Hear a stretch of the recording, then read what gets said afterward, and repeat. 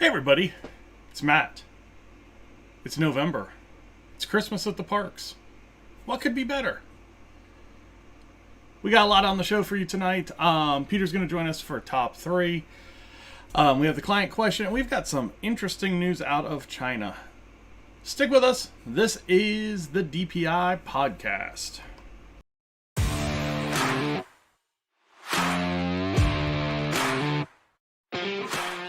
Hi, I'm Matt. Welcome to Disney Planning Insights. Through creative content and live shows, we explain the hidden details of the Disney experience so that our clients can execute memorable adventures. Together with Princesses and the Mouse Disney Travel, we have helped hundreds of clients plan, book, and prepare for magical Disney vacations. Let our experience help you avoid common planning mistakes and maximize the enjoyment on your next Disney trip.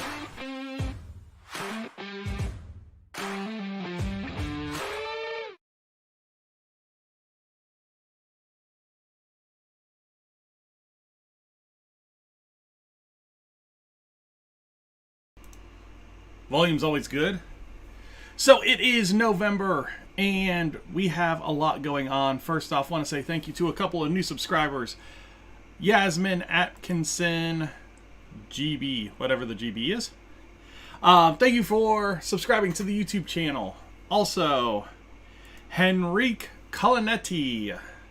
Thank you for subscribing to the channel as well. Appreciate all of our subscribers. And we hit a huge milestone last week as we got to 100,000 views on the YouTube channel. Unbelievable, guys. Thank you very much for everything that you're doing. If you haven't already, definitely want to like and subscribe over on the YouTube channel, Disney Planning Insights. And if you are on Twitch, check out the Twitch channel. It's Matt_DPI. We carry this show, and hopefully here soon we're going to figure out some Disney games and stuff to play on that channel as well and have some fun over there. So look for that coming up in the future. So it's something that is on the way. Again, tonight we have Disney news. Peter with Princesses and the Mouse Disney Travel is going to join us. We have our top three segment, which is going smashingly well. A lot of people like it. And interact with the show through the chat. On the website, you can go to patmdisneytravel.wixsite.com and you could suggest client questions, you could suggest top threes, you can do a lot of things over there. So yeah, definitely want to do that. Thanks for joining us tonight. And what I'm going to do now is I am going to bring on Peter with Princesses and the Mouse Disney Travel, and we are going to start getting into the news. Maybe.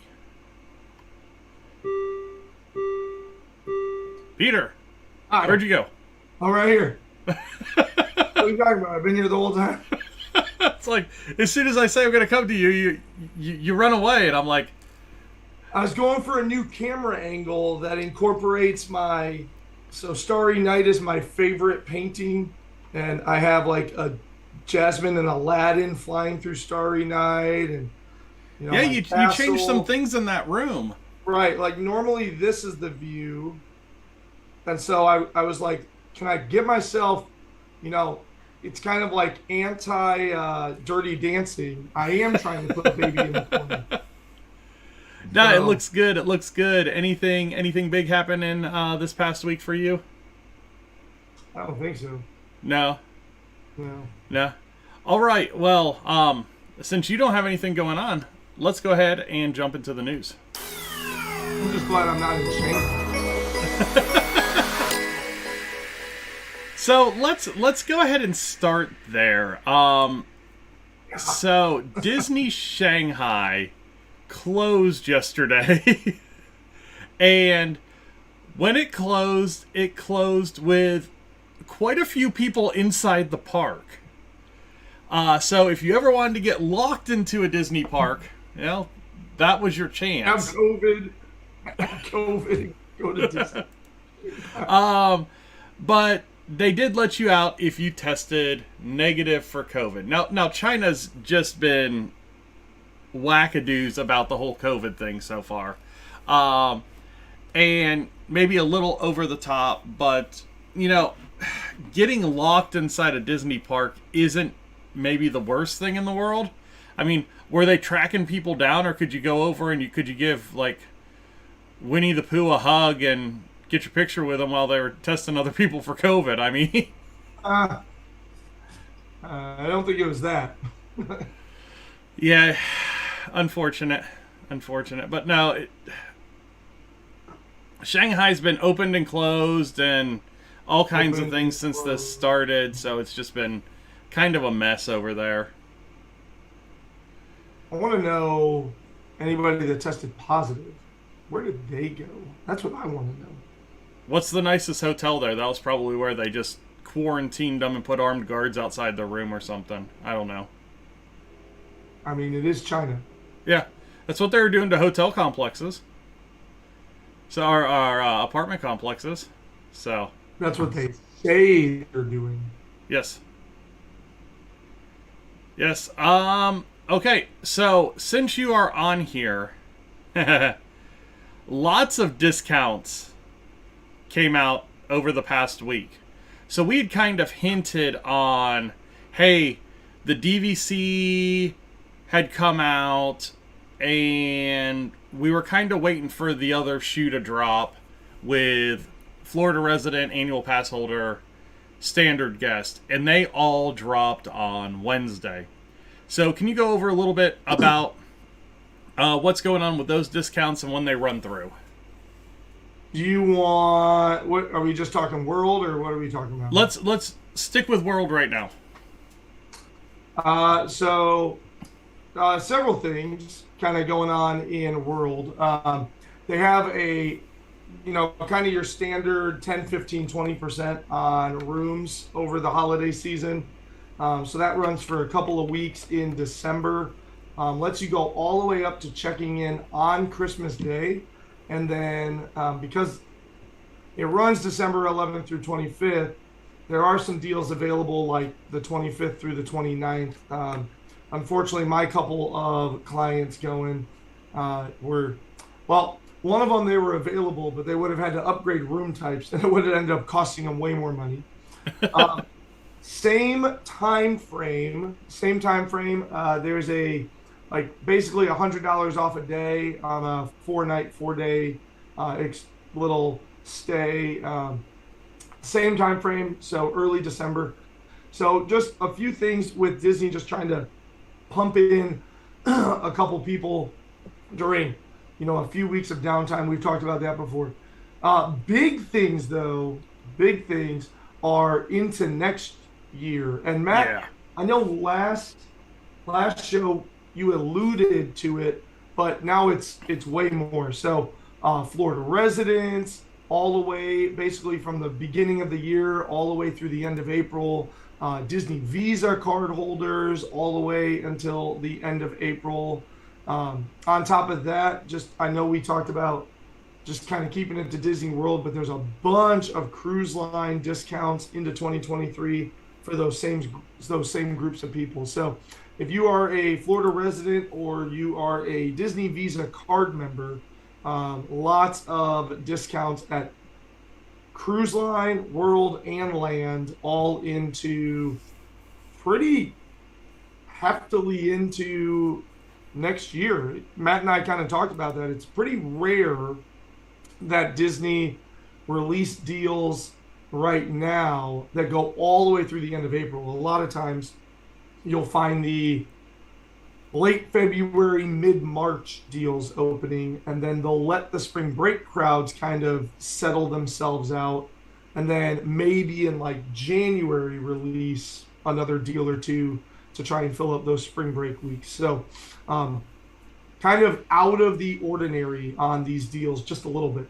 Now, this kind of comes as we've talked basically the last half of this year about the lull in travel that we thought was going to happen at the beginning of next year. Really, when you think about Disney next year at World, you've got the opening of Tron, and then it's pretty dead with new things at World. Land is going to have a little bit more with Toontown and all that kind of stuff, with Mickey and Minnie's Runaway Railway opening, and then everything that's going on with the Disney 100. But at World, once you get through that initial push, whenever Tron opens, I think you're really going to run into some favorable crowds throughout the beginning of the year. Yeah, I'm really interested to see when Tron official opening date. I do know, so this is kind of cool news. This past week, the Disney ambassador squad was going around telling the cast members who is going to be on the opening day crew for Tron. So what that tells me is Tron is about 3 to 4 months out. Because if they're telling that opening day crew, then you would expect that opening day crew to go into position in the next month or so and begin running all of the trials and the trainings and getting all the protocols and whatever pre-shows need to be understood and all of that stuff, and starting to bring in cast member preview days and big wig rides and investor rides and all that stuff. Yeah. So if we kind of just go backwards from when they told like Rise of the Resistance people and Galaxy's Edge people and all that stuff. It puts it shortly after Disney Marathon weekend. What, for the opening day? Yeah. I would 100% think, so Disney Marathon weekend is end of January, and I would 100% think that wouldn't that be a great time to open it? Kind of like early to mid-February? Yeah. What's the slowest time of the year? That or between Thanksgiving and Christmas. Right. So you want to talk about, kind of pushing and getting some big spring break travel. Get that thing open late February, heading into March. And then as all these places go on spring break, a whole bunch of people are going to change their plans up. Yeah. Let's keep it in early 2023. We got dates for International Festival of the Arts over at Epcot, and that's going to be running from January 13th through February 20th, 2023. Give us a little bit of insight on what goes on during Festival of the Arts. Lots of fun. So if you've been to Flower and Garden and Food and Wine, those ones are stands galore is the best way to explain those. I don't even know. It's probably, Matt, do you know the stand count off the top of your head? It's probably close to like 60 stands. Yeah, so I think for Food and Wine they had 52 stands. For Flower and Garden, I think it's only in like the mid-30s. Yeah. So stands galore get added in, lots and lots of food. Even in Flower and Garden, it's still very heavily focused on the food. The food is just locally sourced or fresh ingredients or unique takes on, different, like edible flowers pop into a whole bunch of dishes and stuff like that. And then Food and Wine, it's all about the food and the drink, 100%. So Festival of the Arts, yes, it has stands. There are stands, but far less food stands. Still, a lot of the places, kind of the quick service places, will have special menu items. There are still a good number of stands, but I would put the stands somewhere in the 20 range in terms of the number of food stands. The big thing is that there's probably about 30 to 40 art vendors that pile in to Epcot. So all of the places where you think of like, oh yeah, those are normally stands. If it's not a stand, it's probably like a tent or a display of art. And the art can be ranging from, like I saw sculptures, tables, and then more of your traditional paintings and pictures and things like that. It's just so visually stunning to see all of these pieces of Disney inspired art and all of these artisans that are, sort of dedicating their talents and their craft to producing Disney themed art. And the coolest thing about it is it's all for sale. So go ahead, get it. If you've ever been in Magic Kingdom, they have the little art gallery off to the right hand side as you're working your way up. Imagine one of those, but like every 30 feet. Like feels like. So it's just a really, really cool festival down there. If you are into the arts, it is a must see for sure. Yeah, and a lot of those artists are also going to be featured in the Disney Co-op over at Disney Springs as well. So a lot of cool people, a lot of cool art pieces to be had during that. And if that sounds interesting to you, oh, look at that. First time. What in the world? It's plugged in, right? Hold on. Let me make sure it's plugged in. But I'll say what I was going to say, and then you can transition while I make sure this thing is plugged in. It's plugged in that way. See, it's plugged in. I don't know why it's being such a butthead today. It's not even. So if that does interest you, get in touch with... Right. Because today is November 1st, and it starts February 13th. And so if you were going to book a trip, you're a week and a half out from 60 days out, and 60 days out is very important because it allows you to book dining. So if that does sound something that... you're 6 weeks out. What? 6 weeks out. What are you talking about? December 13th would be 60 day. For January 13th? No, it's not. It's in 12 days. January 13th. I have February 13th in my head. That's the end of it. Yeah. February 30th is the end, or February 20th or something like that. Yeah. So we're like 12 days out from 60 days out.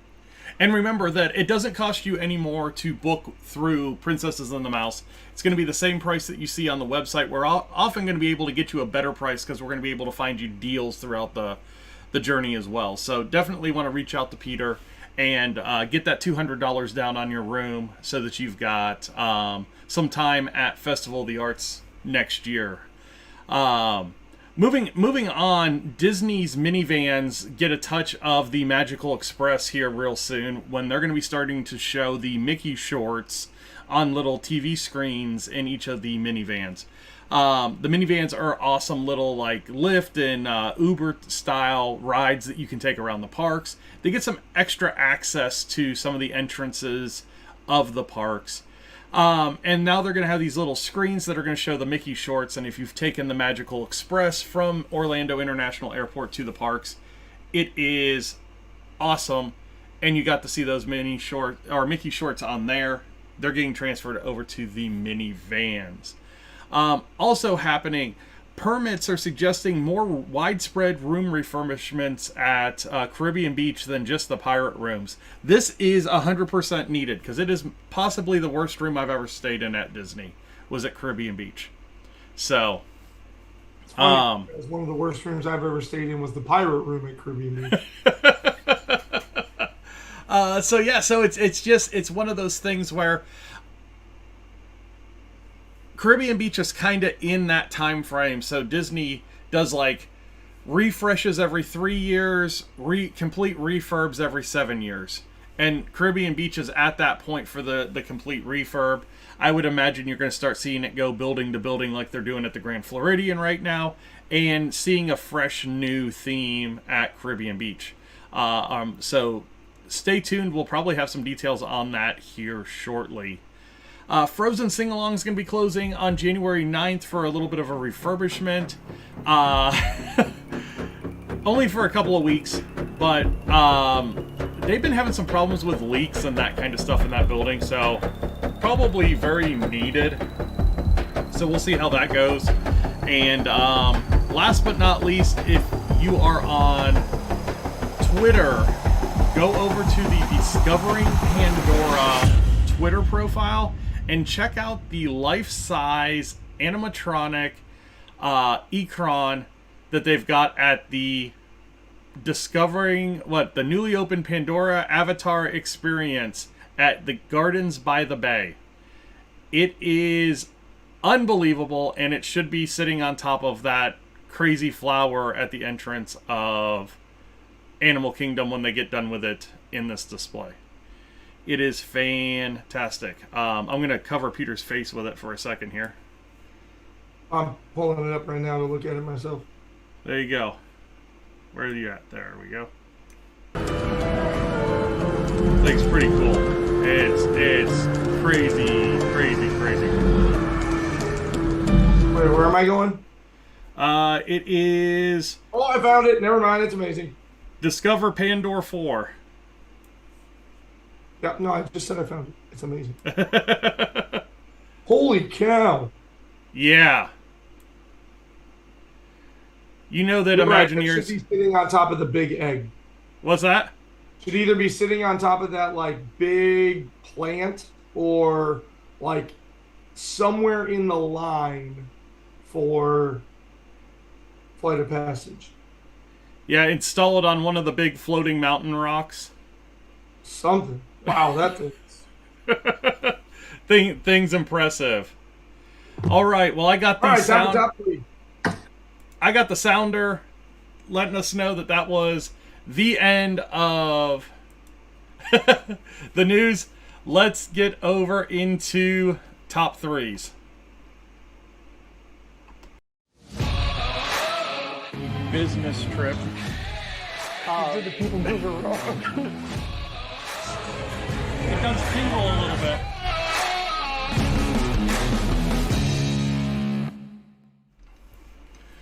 All right. So top threes. If you guys know how this works, we have a list of family and friends and other suggested, like, just sort of thing. No, that was yesterday. Oh, my fault. My fault. I'll do the Magic Kingdom switch. There you go. Yeah, the overnight Magic Kingdom switch. Oh, he's seeing which ones I have on. All right, so let's pick out one of these for our top three tonight, and it is going to be number 10 is our number tonight, and number 10 is going to be...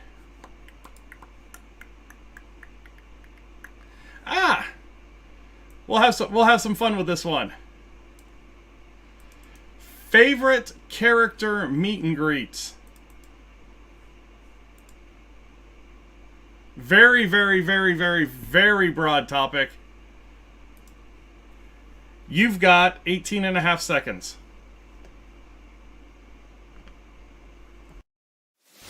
Do you want to go to Disney? Contact me at Princess of the Mouse Travel, and I'd love to work with you on your amazing itineraries. You can contact Princesses and the Mouse Disney Travel on Facebook at PATM Disney Travel. Okay, caveat on this one. It can be part of a character dining experience as well. I don't hear you. Hold on now. Yeah, now I can hear you. I may or may not, but definitely did, hit the mute button on my mic with my mini sink. As I brought down, like you opened up a can, my man. Like, we got Lay's from Polynesian, VIP dining things. We got, oh my God, there's so much on the ground too. I had this like pile of things hanging right here, and then you got your lights on. I said, okay, well, you're like, game on. Apparently my batteries are dead, so you still win.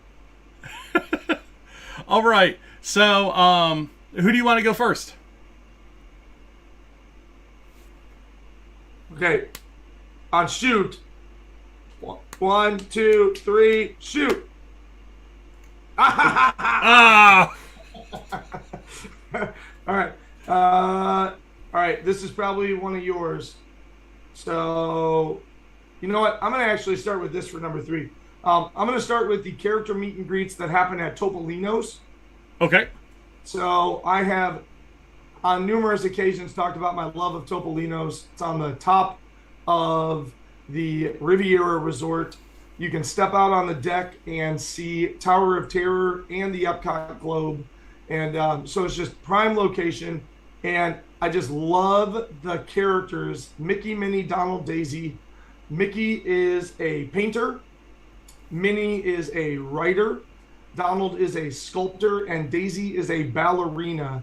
And they are just themed for the creativity and inspiration that the French Riviera gives to so many artists.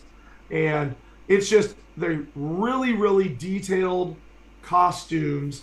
And it's a really, really fun dining experience, which just all in all makes it just fantastic food, really, really great characters, and really, really unique outfits. Just puts it up at the top of my list for meeting characters. Yeah, I love that one too. I just really, really good breakfast. It always, when we talk about character meals, when we talk about breakfast and all that kind of stuff, it always makes our list. It's just a fantastic meet and greet.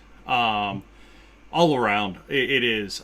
So my number 3, God, I'm going to go with a little bit of an exclusive one, but I'm going to go with the Disney Visa card member meet and greet at Epcot. And the reason I like this one is not a lot of people know about it, and you get really good time with the characters. It's usually Mickey and Minnie or Mickey and Pluto. And you get to spend some more time with them. It's not like crowded and just a big line of people getting into it. And it's just, I when I think about the character meet and greets, it's just a lot more relaxing than a lot of them can be. So yeah, it's actually over next to the Imagination Pavilion. So if you go to the front of the Imagination Pavilion and then walk around the left side of it, you can get to the entrance over there, and it's kind of where they show the little short films and all that kind of stuff. So really cool place. And if you do have your Disney Visa card with you, definitely take it over there and you get exclusive access to that meet and greet. So that is my number 3. Let's move on to your number 2. My number 2 occurs at Magic Kingdom. My number 2 kind of most unique or most memorable character meet and greet location is Tinkerbell. So when you go in over to the right-hand side, right next to Tony's Town Square, there is a meet and greet for Mickey, but there's also a meet and greet for Tinkerbell.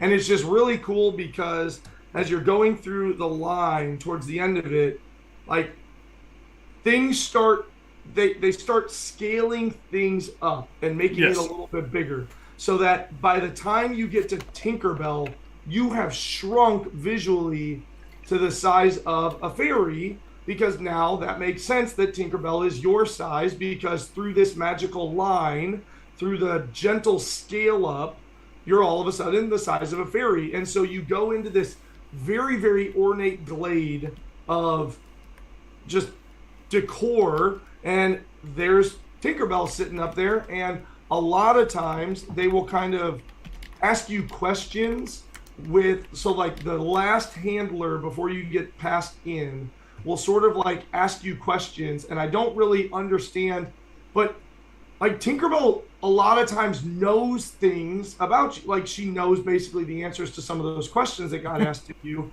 And I still don't know how they get it to her so quickly unless she's wearing like a little earpiece, which would just be so distracting to me if I'm talking to a current guest but hearing things about the next guest to have her like mic'd in or whatever. But Tinkerbell always seems to kind of know, like, they'll ask you things like, oh, what was your favorite thing? And then Tinkerbell will be like, oh my gosh, yes, I know you had so much fun at. And it's so just, a little bit of nostalgia with that one, because I don't know if you remember the old Pixie Hollow. So Pixie Hollow used to be over next to Flight of Peter Pan. And when they did that big Fantasyland expansion and then expanded that queue line for Peter Pan to the Darling's house, to where you walk through some of the rooms of the Darling house, they took away that Pixie Hollow meet and greet, and it used to be Tinkerbell, and then you would get one of the other fairies, And the one time that we went to it, we got Tinkerbell and we got Rosetta. So I kind of missed that one because that was really cool because it was kind of, like I said, it was back there by It's a Small World and Peter Pan Flight. And it was just a really cool area. But I do love that Tinkerbell meet and greet at Town Square. And it's one that gets an okay wait time, but not a huge wait time. Because a lot of people will go in there and get in the line for Mickey, but not necessarily know that there's a second line there. So, kind of a little hidden gem there. Did I take one of yours? Because as soon as I said Tinkerbell, it looked like you. No, I've got my other two, but the Tinkerbell one's a good one because of Pixie Hollow, and with Pixie Hollow not being there anymore, it just kind of, and Shannon said it, she said it's gone. It was a really, really cool meet and greet, really well themed, and it did the same type of thing. As you walk through that, you got scaled down, and it was awesome. So my number 2 is going to be the meet and greet with the Evil Queen at Artist Point.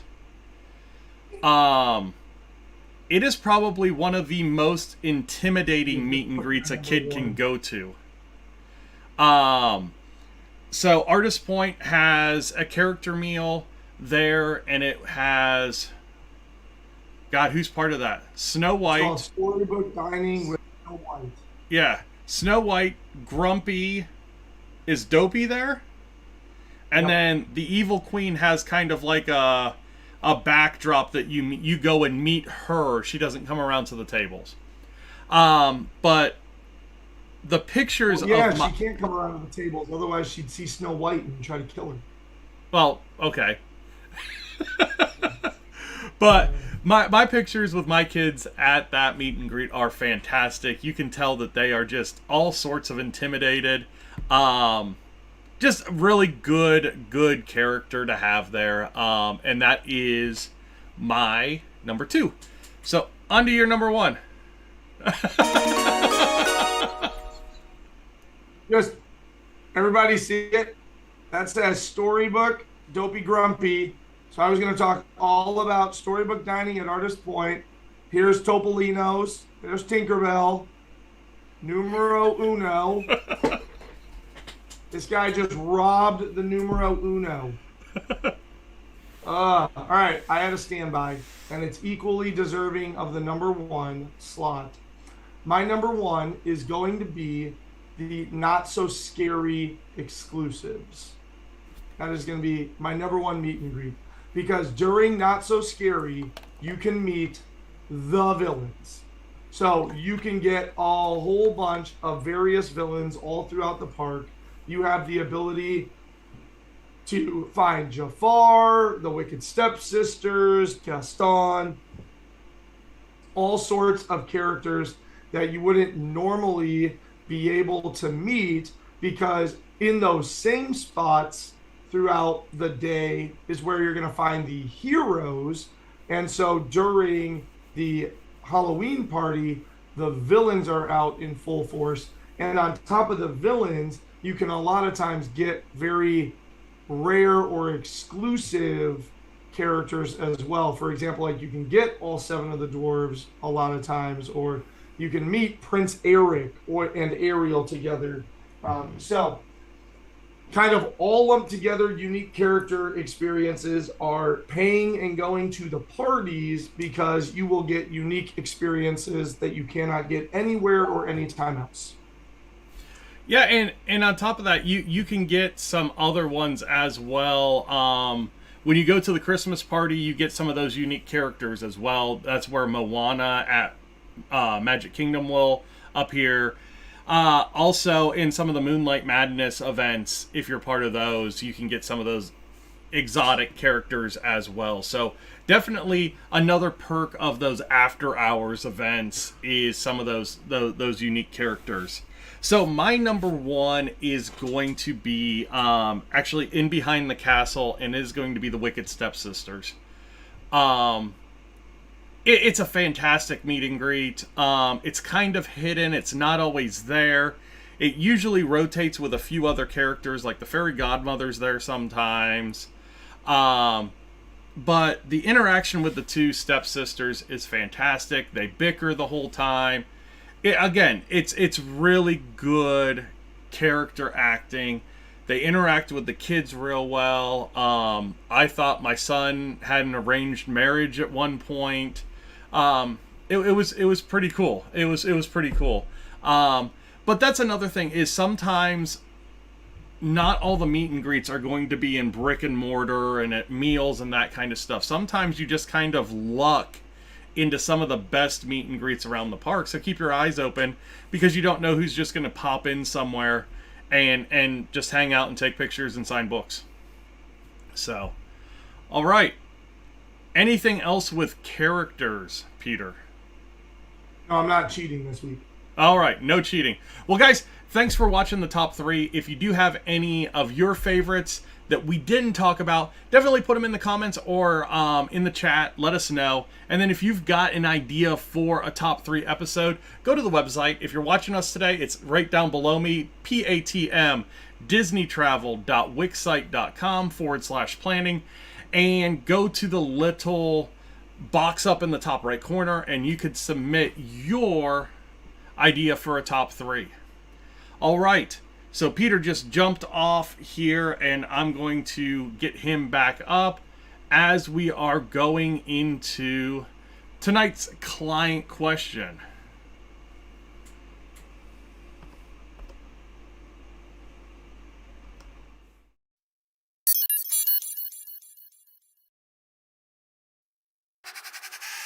Do you have questions concerning planning a Disney trip? Ask them live on the show or submit them on our website at patmdisneytravel.wixsite.com/planning.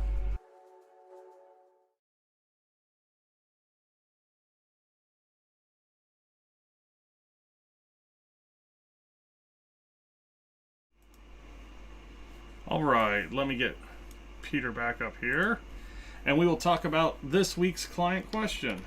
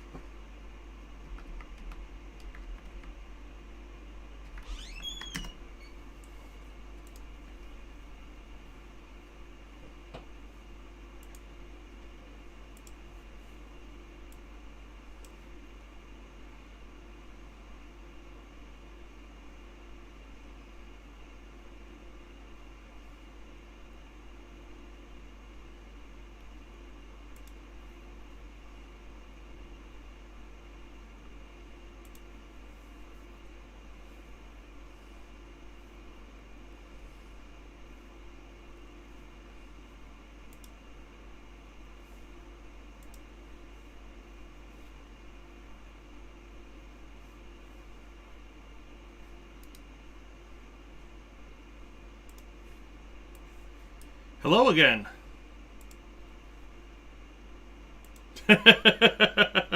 Not exactly. Not exactly. All right. So, this week's client question. I really don't have a great one. Still a little bitter about that, huh? It took my number 1. I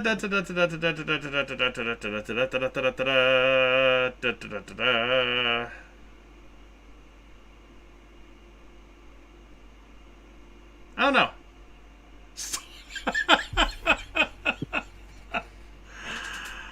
All right.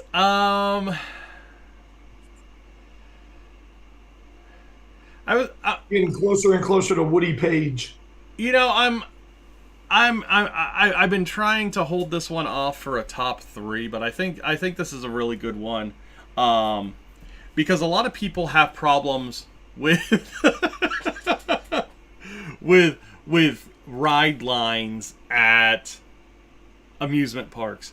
So what is your favorite queue at Disney World? Favorite? Yeah. You're right. This should be a top 3. Sweet. Like, this is... Okay, here is bonus top 3. I'm gonna put it on the You top went to Disney threes. World, are you? Oh, sorry. No, the Halloween ad's over, so it's no more. Want to go to Disney? It actually was that one for the last time. We need to make a Christmas one now, since it's Christmas at the parks. Oh my gosh, I'm looking forward to dressing up like Santa. Anyway, or Olaf. Maybe I'll get a big Olaf costume. Favorite line? Gosh. What am I aiming for? Am I aiming for, like, it's my favorite because it's indoors, theming, pre-show? What's the... And I think that's a lot of the fun of Disney is a lot of people don't think of queue lines as being as entertaining as some of the ones at Disney can be. Because, like, in the Soarin' line, you have that little trivia game you can play. Right. I was actually just thinking of that one. I was like, honestly, like, the Soarin' line deserves honorable mention in here. Yeah. You've got the just the classic nature of the theming of Pirates of the Caribbean. You've got how immersive the Flight of Passage line is. I think there's a lot of fantastic queue lines that people that are so worried about, well, I want to ride as many things as possible, blow right past and never get to enjoy. Right. Like, so just kind of building on that thought, like, I'm just going to kind of move from park to park and talk about some unique ones, because there's no way I can pick a favorite ride line. Like, Yeah, it's a tough one. I mean, that I put it on the top three, and I think that's going to be a fantastic top three. I could do top three in each park. Yeah. Like, Animal Kingdom. So, in Animal Kingdom, you've got... So, Expedition Everest is an amazing line to walk through. Yeah. You already mentioned Flight of Passage. Even Up to Be a Bug is really awesome because you get to walk through the base of the Tree of Life and really see some of those carvings up close and personal. Over in Hollywood Studios, the Rise of the Resistance queue is, so the regular queue is amazing, and then you get two pre-shows that are basically part of the queue. It's absolutely remarkable. And the queues between the pre-shows are awesome. Right. Like, Rise of the Resistance is just an amazing ride line. I'm trying to think through the rest of Hollywood Studios. Toy Story Mania has a great ride line with all of the toys and everything. Slinky Dog Dash, the ride line is legitimately the box of the coaster kit and some other little things that Andy's put together. Just the scenery too. There's just like spare ride parts. So like Disney spent hundreds of thousands of dollars to put spare ride parts sticking in the ground outside of Slinky Dog Dash.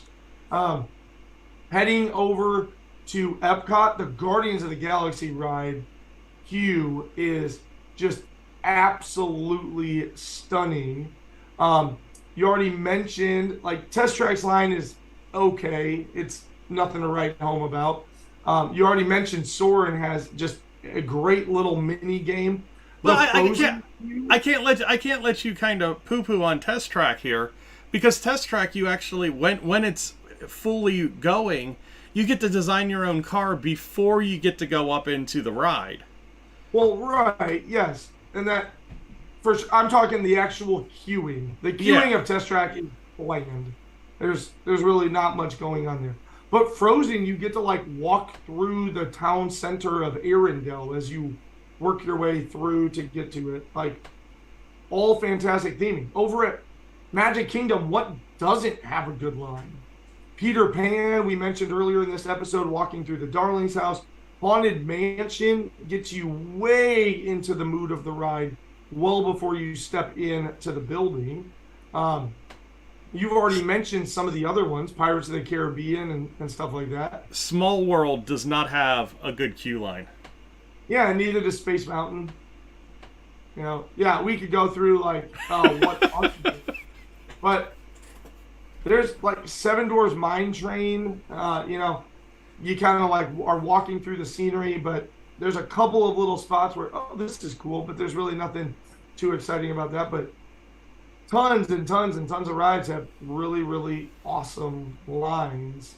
You want to talk about a crazy good line? Ariel over at Magic Kingdom. Oh, yeah, yeah. Crazy good line to walk through. Now, there's hardly ever a long line to have to wait through, but it's a crazy good line.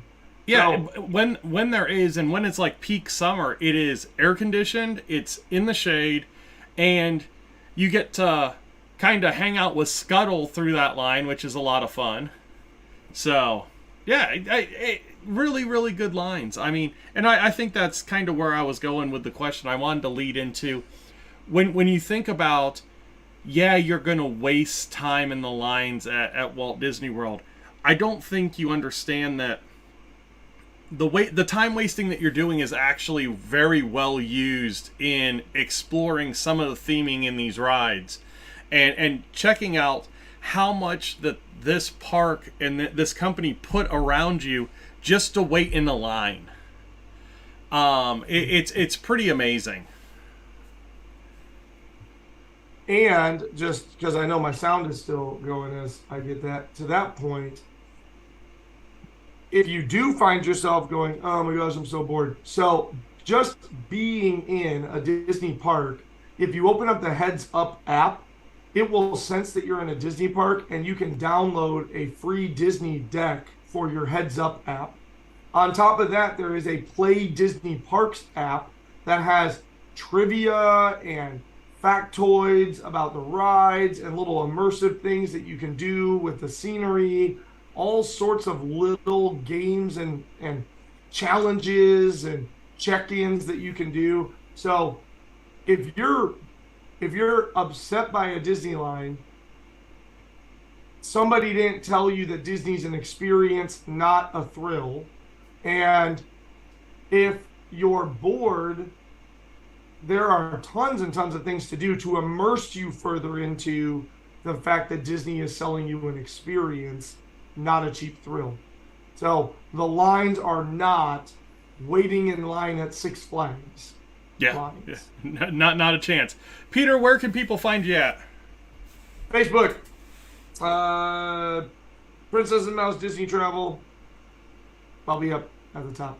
And especially if you want to go to the arts, the Festival of the Arts. And it doesn't cost you any more than on the Disney site, and we can help you plan as much as you want. Well, Peter, thanks for joining us today. I am going to go ahead and get into the closing for the show. If you want to hang on. I don't want to talk to you anyway. All right. Bye.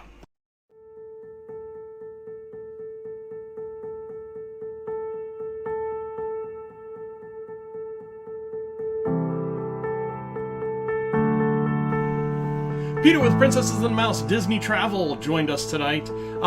We did a top 3 on our favorite character meet and greets, lots of news, and we had a good discussion of ride lines.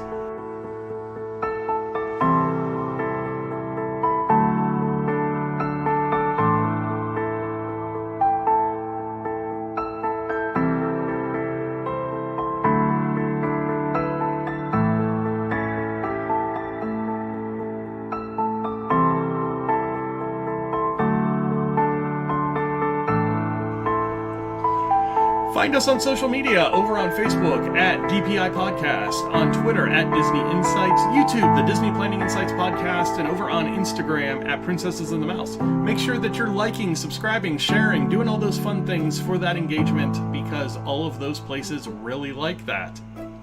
We do too.